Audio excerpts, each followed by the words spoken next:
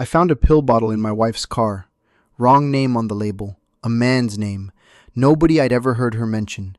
I told myself there were 9 boring explanations and I only had to pick one. A coworker, a favor, a mix-up at the counter.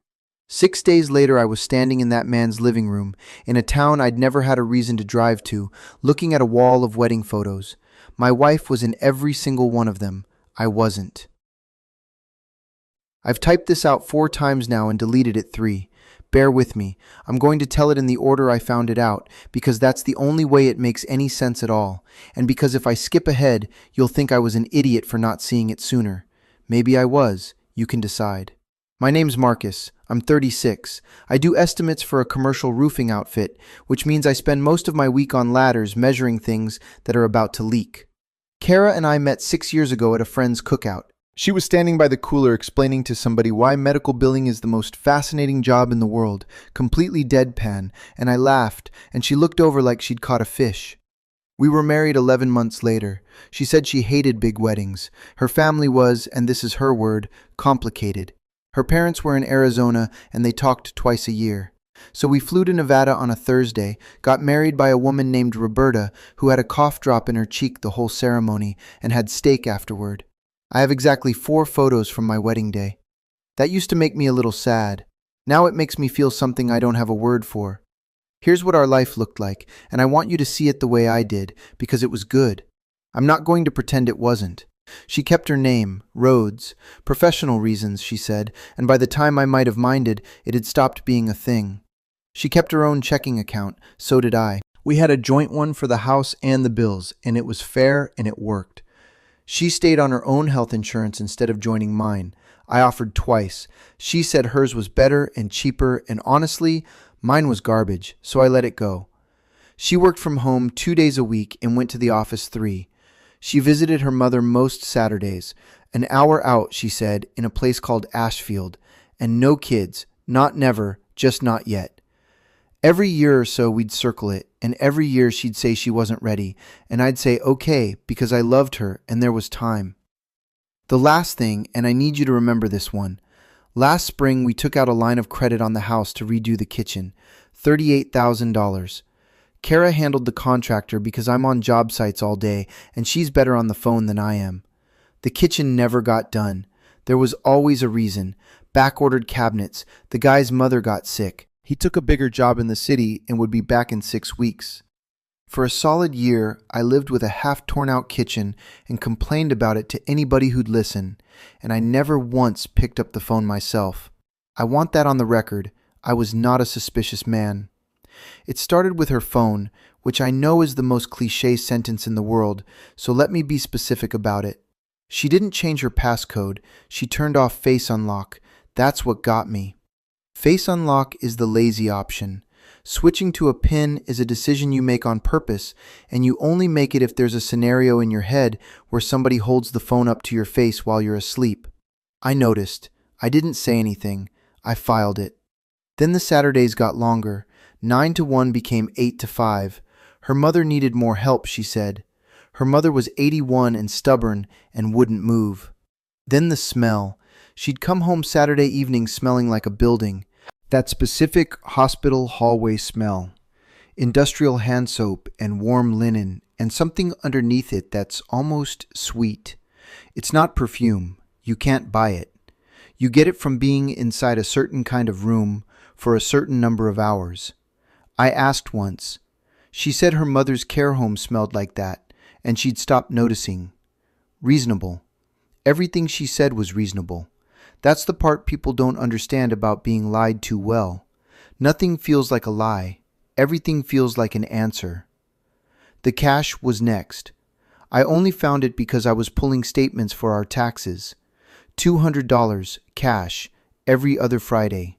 Her account, not ours, so it wasn't my business. Except it went back further than I could scroll. 3 years, at least. I sat at my half-finished kitchen counter with a laptop and did the math and got somewhere north of $15,000, and I couldn't think of one single thing in our house that $15,000 had bought. I want to tell you I confronted her that night. What I actually did was close the laptop and go to bed. and lie there next to her and decide it was probably her mother. Then her car. We swapped cars for a week in February because mine was in the shop, and I noticed the mileage was wrong. Ashfield is 38 miles, round trip 76. She was putting somewhere close to 240 on that car every week, and her office is 4 miles from our front door. That's when I stopped filing things and started counting them, and that's when I found the pill bottle. It was in the driver's door pocket, under an ice scraper, and it had rolled far enough back that she'd probably forgotten it existed. Amber bottle, standard, pharmacy in Ashfield, not the one 2 blocks from our house, the one 38 miles away. Baclofen, 10 milligram tablets, and a name. Alder, David R. I sat in the driver's seat of my wife's car in my own driveway, holding that bottle for a long time. Long enough that the windows fogged. Because here's the thing about finding a man's name in your wife's car. Your brain doesn't go where you think it'll go. Mine didn't picture anything. It just got very, very quiet. The way it goes quiet on a roof when you feel the sheeting shift under your boot and you haven't fallen yet. You know, before you know. I typed the name into my phone standing in the driveway. Baclofen came up first. It's a muscle relaxant. It's what they give people with spinal injuries for spasticity. Then I searched the name with the town, and I found a local news item from 7 years ago. 4 paragraphs, the kind of story that gets written in 20 minutes. Motorcycle and a pickup at an intersection on Route 9. Rider airlifted. Critical condition. David Alder, 29. Of Ashfield. I want to be honest about what I felt reading that, because it wasn't grief and it wasn't anger. It was relief. I thought, he's disabled. She's helping somebody. My wife is a good person who has been quietly doing something kind and didn't want to make it a whole thing. I sat with that for about 90 seconds. Then I found the fundraiser. It was archived. One of those donation pages that never gets taken down. 7 years old. Photo of a man on a motorcycle, squinting into the sun. Goal, 40,000. Raised, 11. And underneath, where it said organized by, there was a small round profile picture and a name. The picture was Kara. The name was Kara Alder. I read that name maybe 30 times. I zoomed in on a photograph the size of a fingernail until it was nothing but squares. I told myself it was a sister-in-law, a cousin who happened to look like her. I told myself the algorithm was messing with me. Then I did the thing I'd been circling for an hour. Most states put their marriage index online. You don't need to be anybody. You just need a name and a county, and it's free, and it takes about 4 minutes. Alder, David R. Rhodes. Kara L., 11 years ago. April.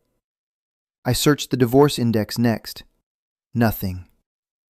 I searched it 3 more times, spelling it differently each time, because I've spent my whole life fixing things, and I wanted very badly for this to be a data entry error. Nothing. Nothing. Nothing. I called my sister Nell at 11 at night and said it out loud for the first time, and hearing my own voice say it made it real in a way the screen hadn't. Nell was quiet for a second. Then she said, "Marcus, don't go to that house." "I'm not going to the house. Say it like you mean it." I couldn't. She said, "Go to a lawyer first, please. Because if what you're telling me is true, you're not in a marriage problem. You're in a legal problem. And you're going to want the paperwork before you want the fight." She was right. She's always right. That's an annoying quality in a sister. I didn't go to a lawyer. That Saturday, I followed her. I'm not proud of it. I stayed 4 cars back and I felt like a criminal the entire way, and my hands were sweating so badly I had to keep wiping them on my jeans. 38 miles. She never once looked in the mirror. She stopped at the pharmacy, came out with a white paper bag, stopped at a grocery store, came out with 4 bags, and I noticed she bought them like someone who knows a specific kitchen. No wandering. 9 minutes flat. Then she drove to a small blue house at the end of a street with no sidewalk, and she pulled into the driveway like she'd done it 10,000 times, and she let herself in the side door. She didn't knock. I parked at the end of the block under a tree that wasn't hiding anything, and I sat there for 4 hours. At one point, a woman in scrubs came out, got into a Corolla, and drove away. A home health aide, finishing a shift.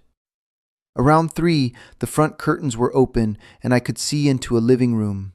And what I saw wasn't what you're expecting. She was cutting his hair. He was in a wheelchair with a towel around his shoulders, and she was going around him slow with the clippers, tipping his head with 2 fingers under his chin, saying something that made him laugh. I could have handled sex. I want you to understand that. I've thought about this 100 times since, and I'm sure of it. A hotel, a coworker, a drunken mistake. Those would have wrecked me, but they're events. They happen, and then they're over, and you're standing in the after. This wasn't an event. This was a Saturday.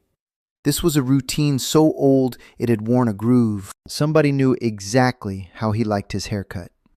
I drove home and got there 50 minutes before she did, and when she walked in, she kissed the top of my head and asked what I wanted for dinner, and I said whatever's easy, and we ate, and we watched 2 episodes of something, and I laughed at one part. That's the thing I'd take back if I could take one thing back. I went to the house on a Tuesday. I checked first that her car was at her office. I drove out there with no plan, which is not like me, and I sat in the driveway for 11 minutes, and then I knocked because sitting there was worse. There was a ramp instead of a front step. I hadn't seen that from the street. It took a while. Then the door opened. 40-something, wheelchair, big arms and a thin frame, which I've since learned is what happens to a certain kind of injury. Gray coming into his beard, reading glasses pushed up on his head. He had the friendliest face I've ever seen on a man who was about to end my life. "You from the agency," he said. "You're early." "No," I said, No. He waited, politely, eyebrows up, and I said, "I'm looking for Kara." Something in his face changed. Not suspicion. It went soft, like I'd said a password. "You know Kara?" I said. "I'm her husband." He didn't flinch. He didn't shout. He looked at me for about 3 seconds with an expression I can only describe as careful. The way you look at somebody standing too close to an edge. Then he said, very gently, "So am I." He asked if I wanted to come in and sit down, because he said I looked like I was going to fall over, and he was right. His name is David. He made me coffee, which took a long time, and I let him do it because I understood somehow that offering to help would have been the cruelest thing in the room.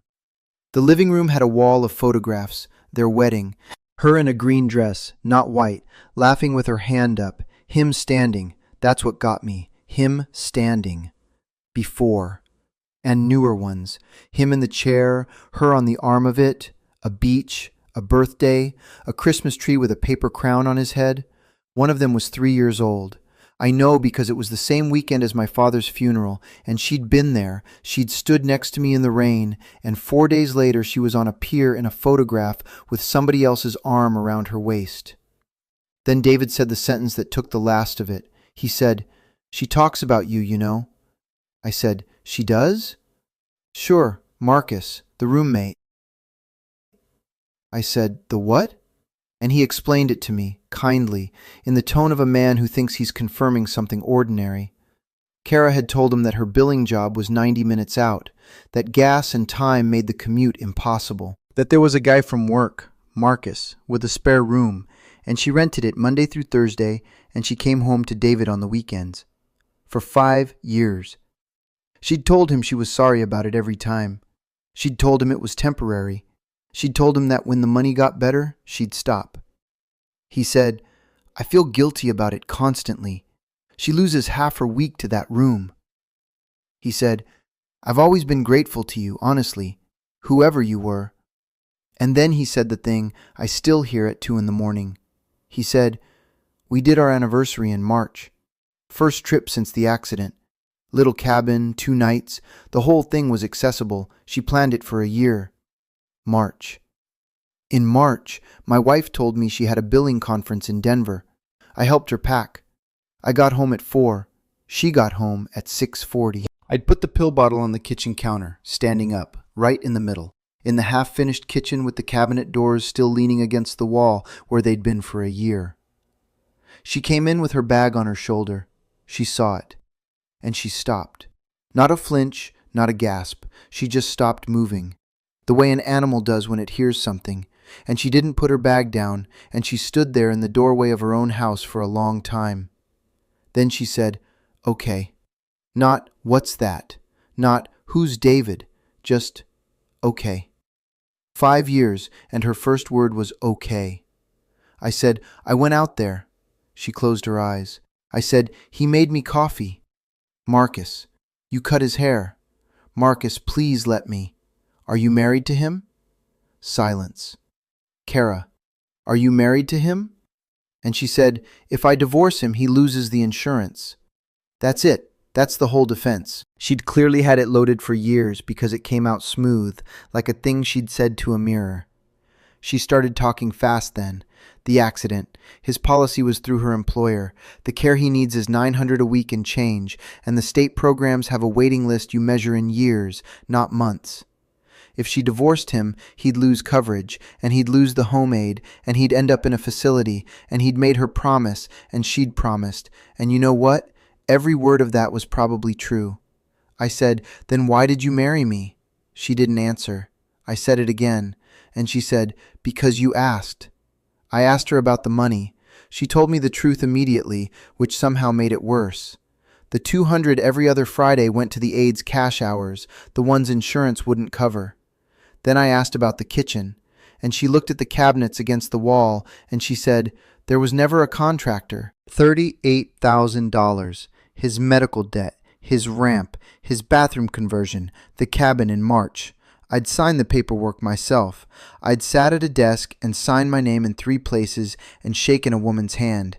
I said, was it ever going to end? And she said, and I believe she thought this was a good thing to say.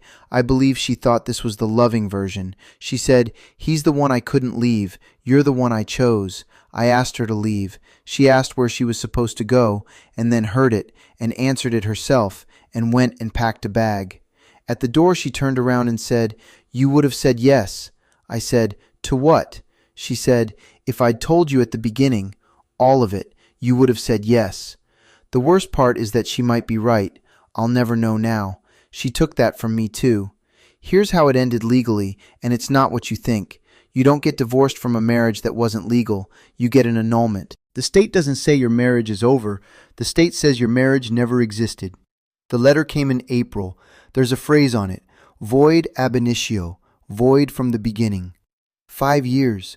A mortgage. A father's funeral. 4 photographs from Nevada. A woman named Roberta with a cough drop in her cheek. Void from the beginning. Kara's back in Ashfield full-time now. I heard that secondhand. David filed nothing against her, and I didn't file anything either, and I've made my peace with that in the way you make peace with a thing that's still in the room. Because here's what I keep coming back to.